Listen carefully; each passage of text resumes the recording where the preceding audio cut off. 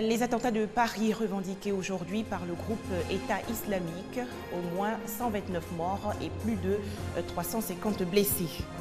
Journée mondiale du diabète aujourd'hui. Comment se manifeste la maladie et comment l'éviter? On en parlera dans quelques instants. Enfin, demain dimanche 15 novembre, c'est la journée nationale de la paix en Côte d'Ivoire. Et en marge de cette célébration, plusieurs femmes ont été distinguées. Madame, Monsieur, bonsoir et bienvenue.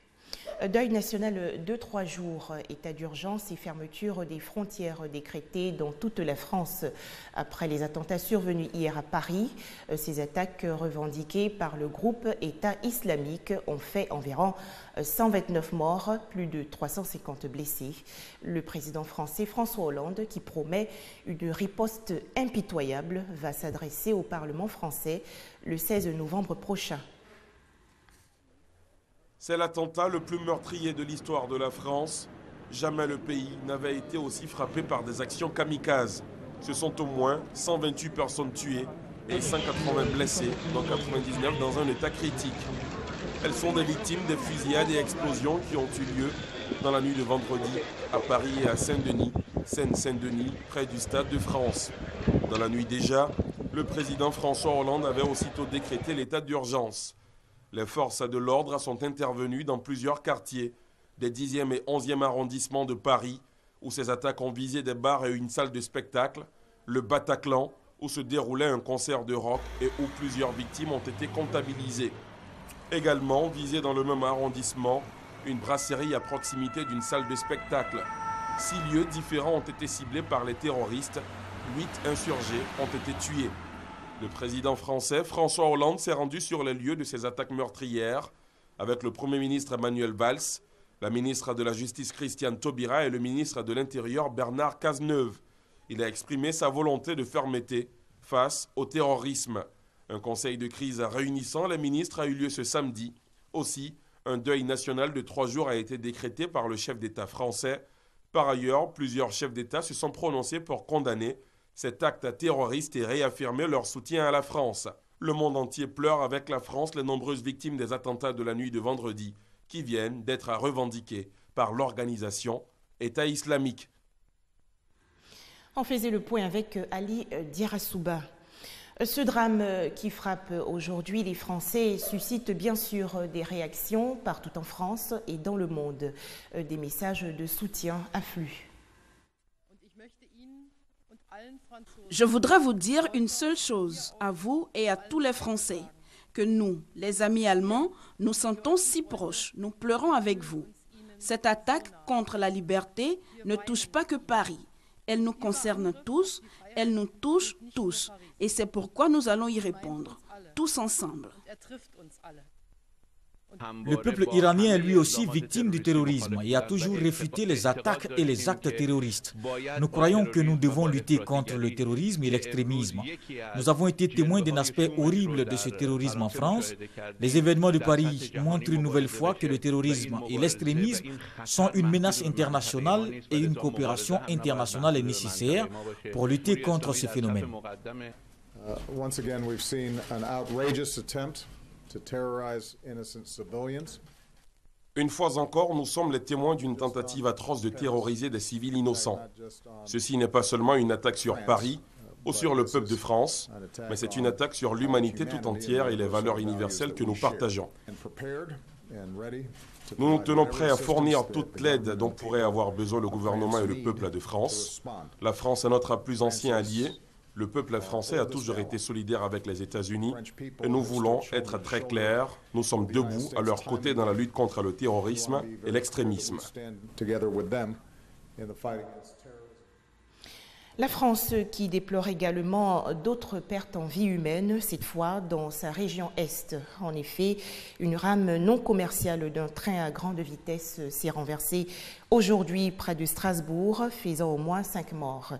Selon la Société nationale des chemins de fer français, le TGV aurait déraillé en raison d'une vitesse excessive. Retour en Côte d'Ivoire. Les familles sinistrées du quartier Yopougon, groupement foncier, ont reçu récemment la visite de leur maire. Gilbert Koné-Kafana a exprimé sa compassion aux victimes de l'incendie qui a ravagé 10 appartements dans ce quartier le 31 octobre dernier. Des précisions de Mamadou Kouassi. Le lundi 26 octobre dernier, un grave incendie a ravagé 10 appartements au quartier groupement foncier de la commune de Yopougon. Un incendie qui a fait d'importants dégâts matériels et quelques blessés. Mais aucune perte en vie humaine n'a été constatée.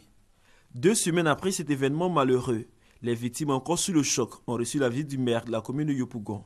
Gilbert Kafana Koné est venu témoigner sa compassion ainsi que celle de son conseil municipal aux familles sinistrées. Le maire Gilbert Kafana Koné a profité de cette visite de réconfort pour informer sa population de la mise en place d'un plan directeur. Un comité a été mis en place pour encourager les propriétaires à mettre en place des règlements de copropriété et de mener des actions communes dans l'intérêt des communautés, des quartiers, des bâtiments, etc. C'est un comité d'action dont le rôle est d'encourager les populations à prendre les dispositions pour prévenir des sinistres, pour améliorer le cadre de vie. Le maire de la commune de Yopougon a également invité ses administrés à la culture de l'assurance. Touchés par cette action de solidarité, les familles sinistrées ont exprimé leur reconnaissance au premier magistrat de la commune de Yopougon. Ces familles ont reçu de l'équipe municipale un soutien financier en vue de faire face aux besoins immédiats. Les enquêtes pour déterminer la cause de grave incendie sont toujours en cours. Le monde entier célèbre aujourd'hui la journée mondiale du diabète. Il s'agit entre autres de sensibiliser les populations au danger de cette maladie. Selon des chiffres publiés en 2010, plus de 200 millions de personnes dans le monde sont atteintes du diabète. Comment se manifeste la maladie? Quels sont les traitements? Les explications de Ami Sissoko. Il y a juste 9 mois que mon désir, 11 ans, sait qu'il est diabétique. Tous les 2 mois, accompagné de sa mère, il est obligé de parcourir Benouin-Abidjan. Abidjan-Benouin, environ 1600 km pour se rendre au centre antidiabétique d'Abidjan. Je buvais beaucoup d'eau, je pissais, je me sentais faible. Le médecin m'a dit de m'injecter matin et soir. La maladie va finir. Depuis que je me sens bien. En Côte d'Ivoire, ce sont 1500 nouveaux cas de diabète chaque année. Une augmentation qui inquiète les spécialistes. 62% de ces cas de diabète ne sont pas encore diagnostiqués dans nos régions. C'est-à-dire qu'il faut s'attendre à avoir près de 300 000 diabétiques dans une vingtaine d'années. Pour un meilleur suivi du diabète, en plus des consultations, des séances d'éducation des jeunes patients et des parents sont nécessaires. On essaie de respecter, mais avec un enfant, c'est du tout pas facile. Bien vrai qu'il laisse le sucre, l'huile, mais la nourriture, il veut manger à sa faim. Quand ils sont petits, c'est vrai que les parents les accompagnent, mais la grosse difficulté, c'est que quand ils vont atteindre l'adolescence, ils doivent pouvoir être autonomes vis-à-vis de la maladie. Ils doivent pouvoir comprendre pourquoi ils s'injectent chaque jour, et pourquoi c'est nécessaire de respecter un certain nombre de consignes par rapport à l'alimentation. Salimata, elle aussi est diabétique depuis 7 ans comme sa mère. Depuis sa prise en charge par le centre antidiabétique d'Abidjan, elle vit mieux avec la maladie. Je me prive de beaucoup de choses, c'est-à-dire ne pas manger les sucreries et puis faire beaucoup attention pour ne pas me blesser. Je fais mon insuline tous les jours. Le diabète ne se guérit pas, mais se soigne à condition de bien respecter les prescriptions médicales. Chose difficile pour les malades. Leur souci, le coût élevé du traitement. Les médicaments sont très chers, très chers. L'État n'a qu'à voir ça. Les complications du diabète entraînent entre autres la cécité, l'impuissance sexuelle, l'insuffisance rénale et l'amputation. Mais il est possible de prévenir le diabète en adoptant une hygiène de vie. À Mans, dans la région du Tonkwi, les populations ont été invitées à se faire dépister gratuitement et massivement du diabète. Ce message a été lancé par les dirigeants d'une clinique de traitement de la maladie. Cet établissement sanitaire souligne que plus de 20 nouveaux cas de diabète sont dépistés de façon mensuelle. Ève Boué de la station régionale RTI Mans. Opérateur économique résident à Mans, Seydou Traoré, 46 ans, est diabétique.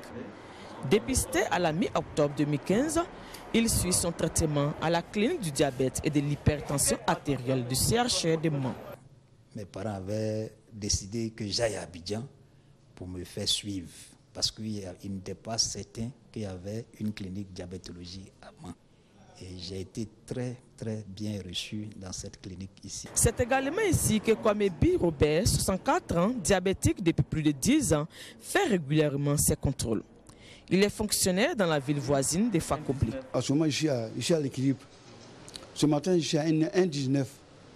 C'est pas alarmant. La clinique du diabète et de l'hypertension artérielle du CHR de Mans, ouverte depuis juillet 2014, est donc un ouf de soulagement pour de nombreux diabétiques de la région qui ne sont plus obligés de parcourir des milliers de kilomètres pour être pris en charge. Il y a énormément de diabétiques et que Abidjan seul ne peut pas absorber tous ces malades diabétiques qui viennent de très loin. Nous bénéficions d'un élément capital dans le suivi du patient qui est un appareil hémoglobine glyquée qui révolutionne le suivi du patient. Grâce à ce patient, nous pouvons avoir une idée de l'évolution de la glycémie ou bien du traitement du patient sur environ 3 mois. De janvier 2015 à juin 2015, 296 nouveaux cas de diabète et d'hypertension ont été dépistés selon les responsables de la clinique. On note une moyenne de 27 nouveaux cas de diabète par mois. Des patients qui s'ignorent et qui sont dépistés tard, très souvent avec des complications. Le diabète étant une maladie silencieuse, il ne faut pas attendre l'apparition des signes cardinaux avant de réagir. À l'occasion de la Journée mondiale du diabète célébrée tous les 14 novembre, des séances gratuites de dépistage sont prévues pour la population de Mans. La paix sera célébrée demain, dimanche 15 novembre, en Côte d'Ivoire. La journée nationale de la paix veut permettre à chaque Ivoirien de marquer une pause dans sa vie et faire le bilan de ses rapports avec autrui. Mais avant cette célébration, la Fédération des femmes pour la paix mondiale, section Côte d'Ivoire, a organisé sa convention nationale. Objectif, faire le bilan des activités. Plusieurs femmes ont également été distinguées. Présenter la femme comme une alternative crédible pour une paix définitive en Côte d'Ivoire, c'est l'objectif que veut atteindre la Fédération des femmes pour la paix mondiale, section Côte d'Ivoire. Elle a organisé ce samedi une convention nationale autour du thème « Femmes, cœur de toute culture et de paix ». Il s'agit pour cette fédération de dresser le bilan de leurs activités et d'offrir une alternative capable de contribuer à l'avènement d'une paix durable en Côte d'Ivoire.